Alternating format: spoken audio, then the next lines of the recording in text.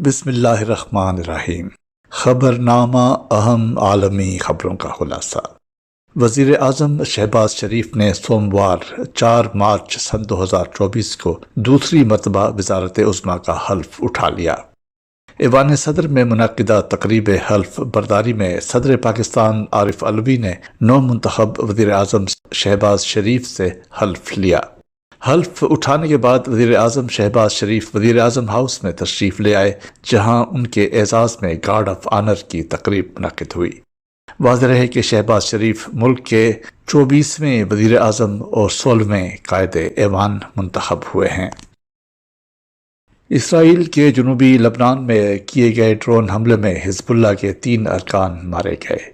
جنوبی لبنان میں گاڑی کو سرحدی علاقے نقورہ میں نشانہ بنایا گیا۔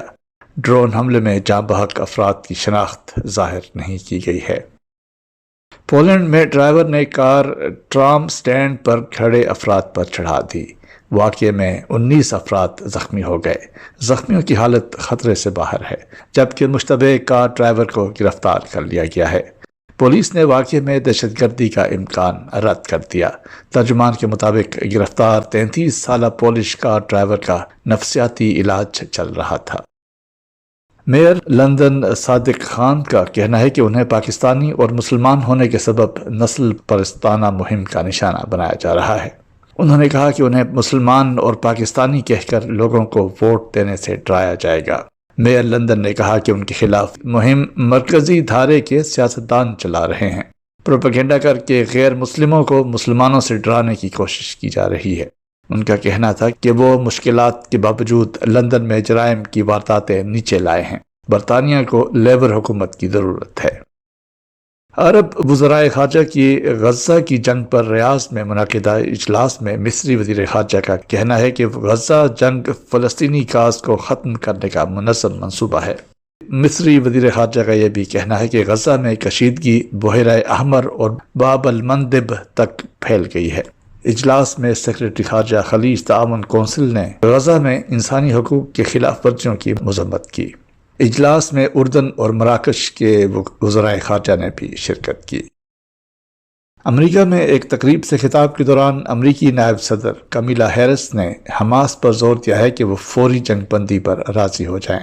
انہوں نے اسرائیل کو غزہ میں امداد کی ترسیل پر بھی زور دیا۔ انہوں نے حماس سے مطالبہ کیا کہ وہ فوری طور پر 6 ہفتے کی جنگ بندی پر رضامند ہو جائیں۔ غزہ میں بے گناہ لوگ انسانی تباہی کا شکار ہیں۔ اسرائیل کو تباہ شدہ علاقوں میں امداد کی ترسیل بڑھانے کے لیے اقدامات کرنا ہوں گے۔ غزہ میں قیمتی جانوں کے ضیاع کے بعد وہاں فوری جنگ بندی ہونی چاہیے۔ اس وقت میز پر ایک معاہدہ موجود ہے۔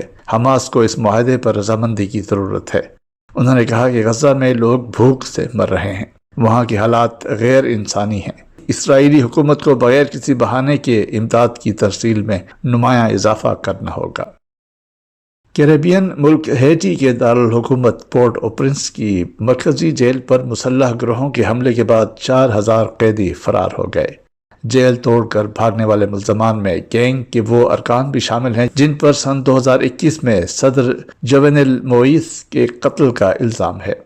حالیہ تشدد میں اضافہ جمعرات کو اس وقت شروع ہوا جب وزیر اعظم ایریل ہینری نے کینیا کی زیر قیادت ملٹی نیشنل سیکیورٹی فورس کو ہیٹی بھیجنے پر بات چیت کے لیے نیروبی کا سفر کیا۔ واضح رہے کہ وزیر اعظم کے کینیا کے دورے پر پورٹ او پرنس کے گینگ لیڈر جمی چیریزیر نے انہیں عہدے سے ہٹانے کے لیے ایک مربوط حملے کا اعلان کیا تھا۔ بھارت کی جانب سے پاکستان کا تجارتی سامان قبضے میں لینے کی مذمت کرتے ہوئے چینی وزارت خارجہ نے سامان سے متعلق پاکستانی موقف کی تصدیق کر دی اور کہا کہ تجارتی سامان سے متعلق بھارتی دعوے غلط ہیں۔ چینی وزارت خارجہ نے مزید کہا کہ سامان ایک چینی کمپنی نے بنایا ہے اور اس کا استعمال دفاعی مقاصد کے لیے نہیں ہو سکتا۔ سامان برآمدی کنٹرول کے تابع نہیں ہے۔ یاد رہے کہ اس سے قبل پاکستانی دفتر خارجہ کی ترجمان نے پاکستان کے تجارتی سامان کو قبضے میں لینے کی بھارتی اقدام کی شدید مذمت کرتے ہوئے کہا تھا کہ یہ سادہ سی کمرشل لیتھ مشین کا معاملہ ہے۔ متعلقہ ادارہ پاکستان میں آٹو موبائل صنعت کو پرزے فراہم کرتا ہے۔ یہ تھا اہم عالمی خبروں کا خلاصہ۔ روزنامہ الفضل انٹرنیشنل، بدھ 6 مارچ سن 2024، صفحہ 8۔